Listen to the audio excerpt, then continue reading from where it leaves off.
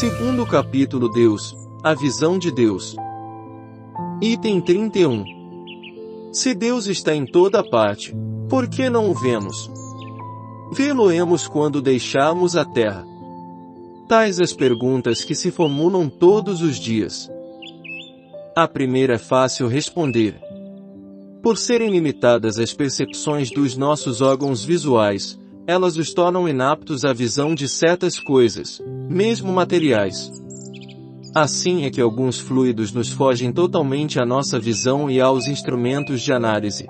Entretanto, não duvidamos da existência deles. Vemos os efeitos da peste, mas não vemos o fluido que a transporta. Vemos os corpos em movimento sob a influência da força de gravitação, mas não vemos essa força. Item 32. Os nossos órgãos materiais não podem perceber as coisas de essência espiritual. Unicamente com a visão espiritual é que podemos ver os espíritos e as coisas do mundo imaterial. Somente a nossa alma, portanto, pode ter a percepção de Deus. Dar-se-á que ela o veja logo após a morte. A esse respeito, só as comunicações de além-túmulo nos podem instruir. Por elas sabemos que a visão de Deus constitui privilégio das mais purificadas almas e que bem poucas, ao deixarem o envoltório terrestre, se encontram no grau de desmaterialização necessária a tal efeito. Uma comparação vulgar tornará facilmente compreensível essa condição. Item 33. Uma pessoa que se ache no fundo de um vale, envolvido por densa bruma, não vê o sol. Entretanto, pela luz difusa, percebe a claridade do sol. Se começa a subir a montanha, à medida que for ascendendo, o nevoeiro se irá dissipando e a luz ficará cada vez mais viva. Contudo, ainda não verá o sol. Só depois que se haja elevado acima da camada brumosa e chegado a um ponto onde o ar esteja perfeitamente límpido, ela o contemplará em todo o seu esplendor. O mesmo se dá com a alma.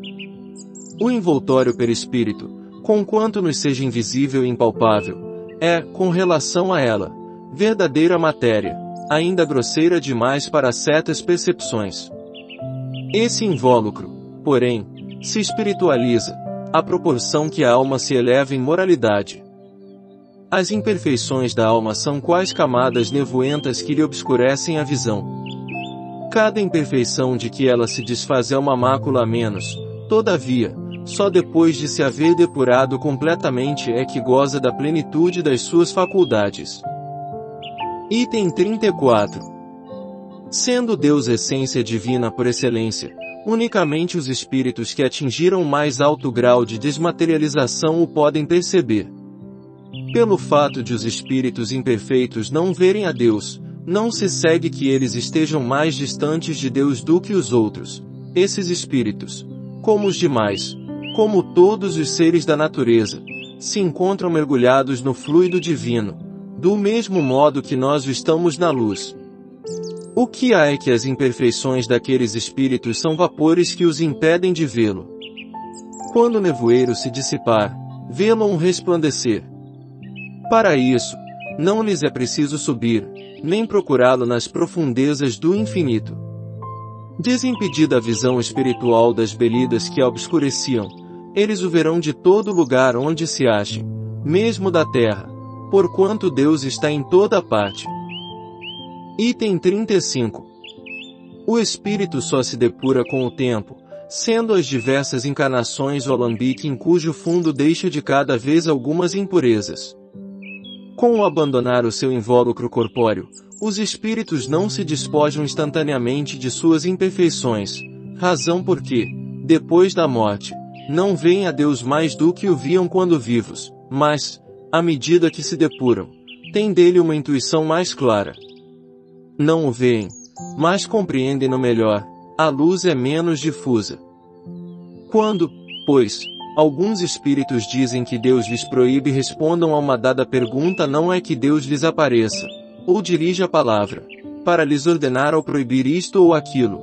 Não, eles, porém, o sentem, recebem os eflúvios do seu pensamento, como nos sucede com relação aos espíritos que nos envolvem em seus fluidos, embora não os vejamos. Item 36. Nenhum humano, conseguintemente, pode ver a Deus com os olhos da carne. Se essa graça fosse concedida a alguns, só o seria no estado de êxtase, quando a alma se acha tão desprendida dos laços da matéria que torna possível o fato durante a encarnação. Tal privilégio, aliás, exclusivamente pertenceria a almas de eleição, encarnadas em missão, que não em expiação. Mas como os espíritos da mais elevada categoria refulgem de ofuscante brilho, pode dar-se que espíritos menos elevados, encarnados ou desencarnados, maravilhados com o esplendor de que aqueles se mostram cercados, suponham estar vendo o próprio Deus. São como quem vê um ministro, e o toma pelo seu soberano. Item 37. Sob que aparência se apresenta a Deus aos que se tornaram dignos de vê-lo? Será sob uma forma qualquer, sob uma figura humana, ou como um foco de resplendente luz. A linguagem humana é impotente para dizê-lo, porque não existe para nós nenhum ponto de comparação capaz de nos facultar uma ideia de tal coisa.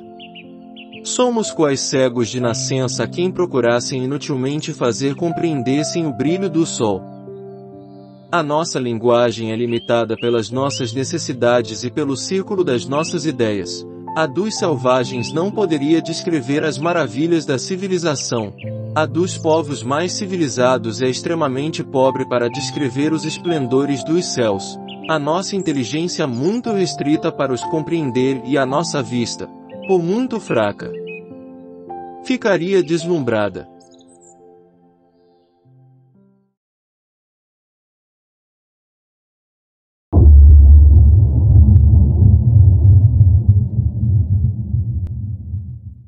Oi pessoal, como eu disse, a gente tinha então um estudo a respeito do segundo capítulo do livro A Gênese, né? A respeito de Deus. A gente combinou com um grupo de estudos que cada um faria uma pesquisa a respeito de um assunto, de um dos deuses modernos que a gente conhece, né?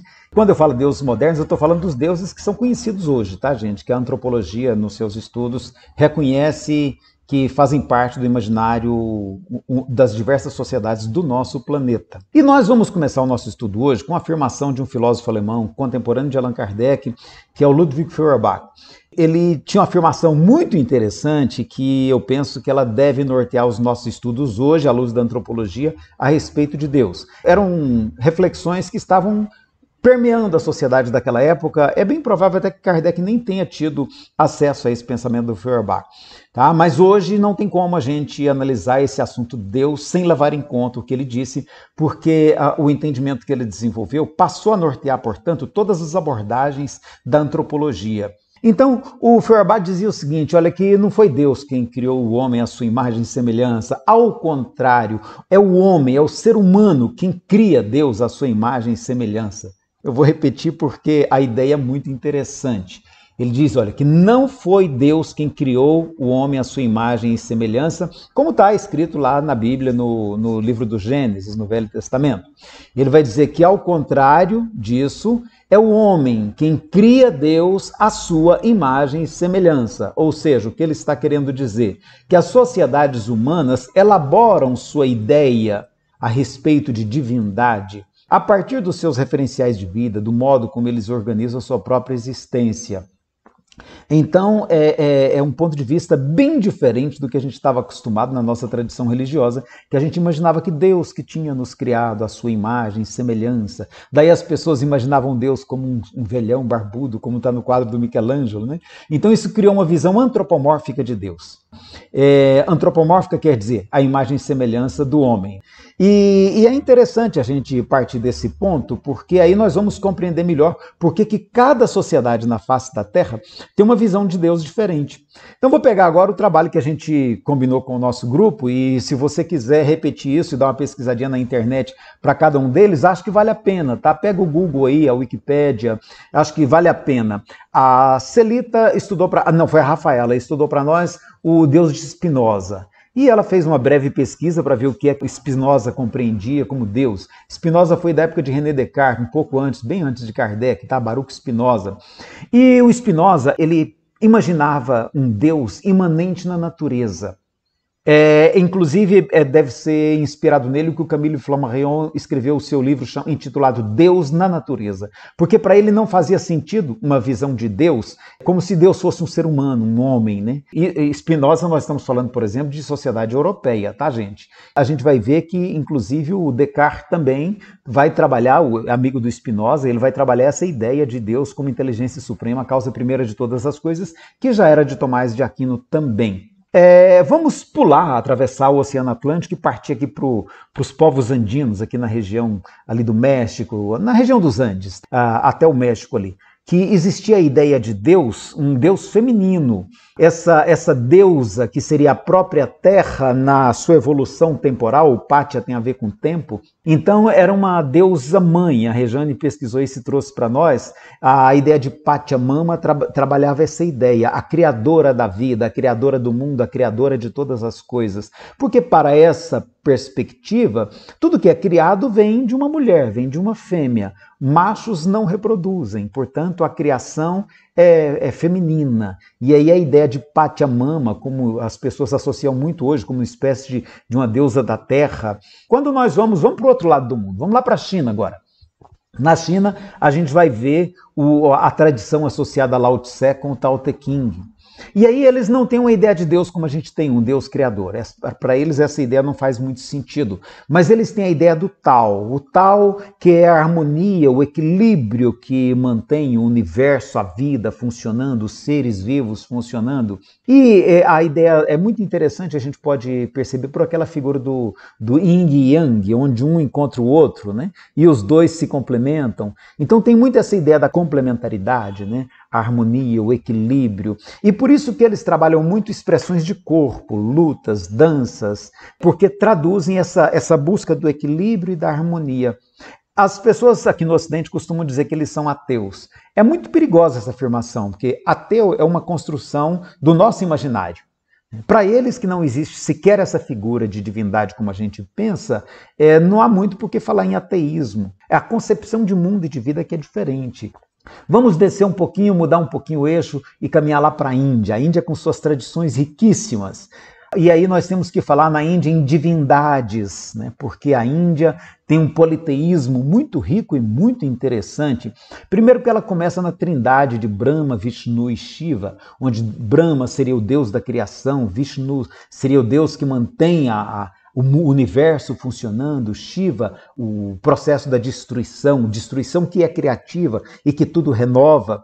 Então, para eles, a ideia de trindade está presente na sua construção do imaginário que eles fazem de Deus. E mais do que essa trindade, cada ser humano, e lá parece que eles já conheciam o Feuerbach muito antes de ele existir, tá, gente? Porque cada pessoa cria sua ideia de divindade e pode elaborar a sua própria ideia de Deus. Por isso que lá eles têm mais de 30 milhões de deuses diferentes. E se você não acredita em Deus nenhum, ele fala, olha, cria seu Deus do jeito que você quiser, porque Deus é uma construção que é sua.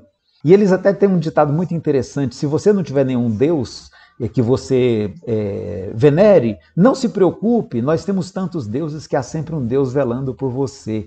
Então também é uma ideia muito bonita essa ideia do politeísmo que eles cultivam. Esse sim que foi a Celita que trabalhou. Vamos passar para a África. A África que tem uma tradição espiritual riquíssima. E por conta do processo de escravidão, essa tradição foi marginalizada, foi depreciada, ela foi, de certo modo, silenciada. E é uma tradição muito rica e que nós podemos conhecer pelas expressões do que a gente conhece sob o nome do candomblé. É claro que isso é uma palavra muito mais nossa para compreender a realidade africana, entre eles isso é muito mais rico, muito mais dinâmico, mas o candomblé que a gente conhece aqui no Brasil dá uma ligeira percepção da riqueza cultural da África no seu aspecto espiritual. E aí, para eles, quando eles falam de Iemanjá, é interessante que, mais uma vez, a criação como feminino, Yansan, Oxóssi, Ogum, o imaginário deles a respeito dos deuses que regem a vida dos homens, que criam a vida humana, que mantêm a harmonia do homem, que equilibram as forças nas guerras. Então é muito interessante o imaginário do candomblé, o imaginário africano, que é muito mais rico do que o que a gente conhece como candomblé. E aí a gente mistura um pouquinho com a Umbanda, mas a Umbanda é a criação aqui do Brasil.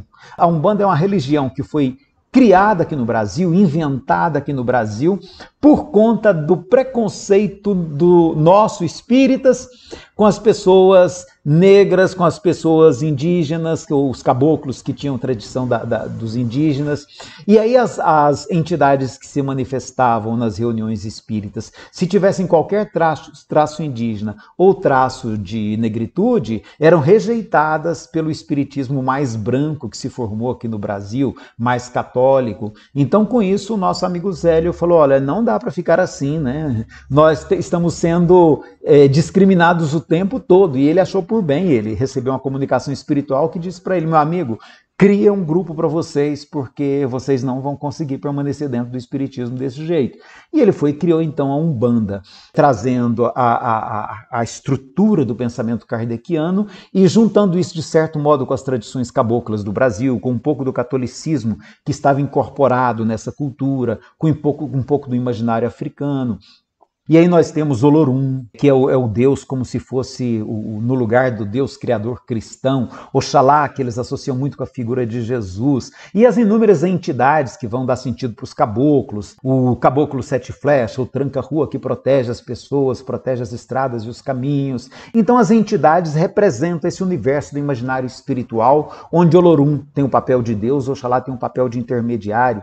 Mais ou menos assim, seria bom conversar com alguém da Umbanda, que eles vão ter muito mais elementos, embora mesmo entre eles não existam muita estruturação disso, né, pelo que a gente percebeu. A Flávia fez essa pesquisa para nós. Vamos pular lá para o norte da Europa, as divindades nórdicas. Quem de vocês na juventude ou na infância não se lembra de ter lido os gibis em quadrinhos sobre Thor, o deus do trovão, com aquele martelo poderoso, através do qual ele realizava todas as suas proezas? Pois é, quando a gente vai lá para o norte da Europa, entre os vikings, aqueles povos, nós vamos ver outras ideias a respeito de Deus. Tem o Odin, que é o deus supremo, e o seu filho Thor, que é filho de Odin com Jard, ou Yard, que é a representação da terra e da vida, e eles vivem no mundo, naquele mundo todo mítico dos deuses nórdicos, que são vários deuses também, e existe até a ideia do apocalipse, com o Ragnarok, que seria o fim do mundo. Os deuses gregos todo mundo conhece, Júpiter, Marte, Quirino, que são 3 também, a semelhança do que acontece na Índia, e mais Minerva, Ceres, deusa dos cereais, Dionísio, deus da beleza, né? E é muito interessante perceber que eles também tinham outra construção, outro imaginário, que vai se parecer com o dos romanos por conta da proximidade cultural entre esses povos, mas os romanos têm uma diferença, que para eles tinham 12 deuses principais. Zeus, que era o deus soberano que reinava no Olimpo, Zeus era Afrodite, Apolo, Atena, então eram 12 deuses principais. E aí é muito interessante perceber como que existia essa hierarquia entre os deuses e como que isso se manifestava nas relações com os homens. A Zéza pesquisou para nós o Deus dos judeus e ela achou muito interessante, porque quando a gente pensa no Deus que deu origem ao conhecimento que a gente tem hoje do judaísmo, né, que é a nossa tradição judaico-cristã, ela achou interessante pensar na figura de Yahvé, como era conhecida pelo judaísmo antigo.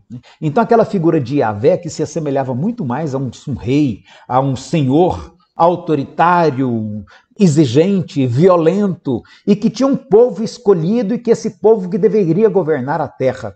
E que para isso o seu povo, os seus eleitos, os seus escolhidos poderiam matar, destruir tudo que tivesse fora dos seus domínios, né? Inclusive promete a eles a terra melhor do Oriente Médio, que é a terra do Vale do Rio Jordão, onde ele estabeleceria o seu povo e o seu reinado. A gente vai ver que a figura de Deus que a gente tem é muito parecida com isso. Jesus até tentou dar uma quebradinha com isso, trazendo a ideia de pai, e mostrando um Deus pai que cuida dos seus filhos, um Deus amoroso. Mas a gente ainda não assimilou, não. A gente está muito mais para o Deus Yahvé dos judeus do que para o Deus pai de Jesus até hoje. Essa é uma reflexão interessante para a nossa tradição. Isso mostra para a gente o quanto Feuerbach estava certo naquela observação dele. Não é o homem, não é Deus quem cria o homem à sua imagem e semelhança. É o homem que constrói a figura do seu Deus ou dos seus deuses à sua imagem e semelhança. Quando a gente entende isso, fica muito mais fácil a gente até delimitar e compreender melhor tudo aquilo que Kardec traz para nós. O primeiro ponto que eu quero chamar a atenção, que aquela questão número 1 no Livro dos Espíritos, aquela questão tudo indica que ela foi elaborada pelo próprio Kardec, tanto a questão quanto a resposta. A gente acha que aquela resposta é dos Espíritos, mas lá na primeira edição, tá, de 1857, ela aparece, na verdade, como um comentário de Kardec. Na edição seguinte, em 1860, Kardec joga ela para o campo das respostas dos espíritos. Mas a gente vê que é como se ele tivesse pego o comentário dele e dito assim, olha, esse comentário meu responde perfeitamente conforme os espíritos pensam. E é uma resposta que é bem dentro da filosofia, da tradição judaico-cristã, da tradição filosófica do Ocidente, aquela tradição europeia, ali com o pensamento grego e depois com o que se desenvolve na própria Europa. E aí Kardec, a gente vai ver que ele usa, para compor o seu pensamento, mais ou menos a ideia de todos os filósofos que o antecederam. Ele inclusive usa, está ali no livro A Gênese, naquele capítulo 2, está ali quando ele diz que Deus não se mostra, mas se revela pelas suas obras. Ele está, portanto, usando um argumento que é do Baruch Spinoza. Para ele, a gente percebe Deus na criação. Então Kardec faz algumas tentativas de provar racionalmente, filosoficamente, como Descartes fez, como Tomás de Aquino também procurou descrever Deus através dos seus atributos, né?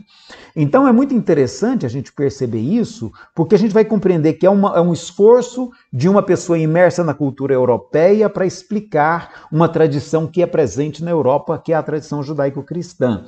Mas Kardec não está levando em conta, para elaborar esse raciocínio seu, essa riqueza, essa diversidade imensa de construções a respeito de Deus que existe nas outras sociedades. É interessante a gente entender isso para a gente delimitar. E perceber que hoje a gente pode usar tudo isso para compor melhor, para enriquecer essa percepção a respeito do que é Deus. Aí, quando ele vai discutir a natureza divina, é muito interessante observar que o que ele está trazendo ali como atributos da divindade, ele vai listar por um, aqueles atributos da divindade são inspirados em Tomás de Aquino. Está lá na Suma Teológica. Pega aí a Suma Teológica que você acha, inclusive, disponível em PDF.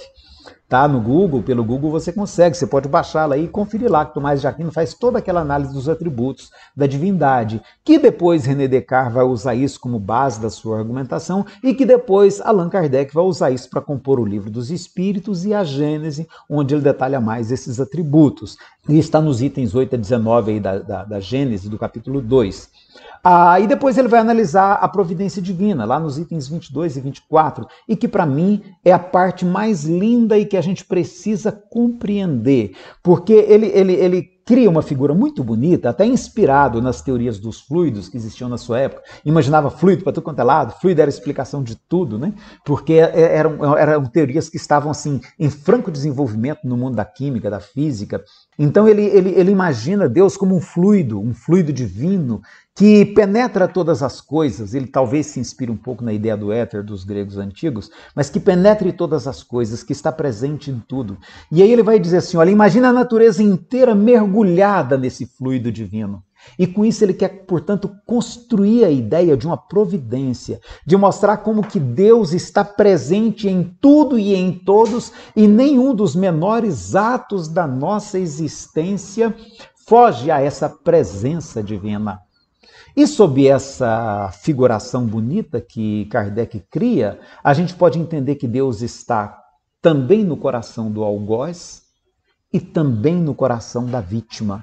Deus se compadece do algoz, e aí agora a gente fazendo as nossas ilações filosóficas, Deus se compadece do algoz que está cometendo crime, tanto quanto se compadece e ampara a vítima que está recebendo o ato criminoso. Deus está no leão que persegue a gazela porque tem nela o seu alimento, e Deus está na gazela que foge desesperada para tentar preservar a sua vida e escapar do leão. Deus está em tudo, Deus está em todos. Deus está no jogador confiante que quer fazer o gol e está também no coração do goleiro que quer não deixar aquela bola entrar por todos os meios, né? Eu me lembro de uma vez uma partida de futebol onde o jogador orava e pedia a Deus que o ajudasse a fazer o gol. E do outro lado o goleiro orava e falava com fé em Deus, não vai entrar bola aqui hoje, né? Então é assim, Deus está em tudo e em todos. Essa imagem que Kardec constrói é muito bonita. Estamos nele como ele está em nós. E aí talvez até a gente possa possa voltar a Paulo quando ele, naquele bonito ensaio de oração, ele fala: Senhor, em Ti nós nos movemos e existimos. Ou seja, nós existimos dentro de Deus. Nós existimos juntos com Deus, integrados em Deus.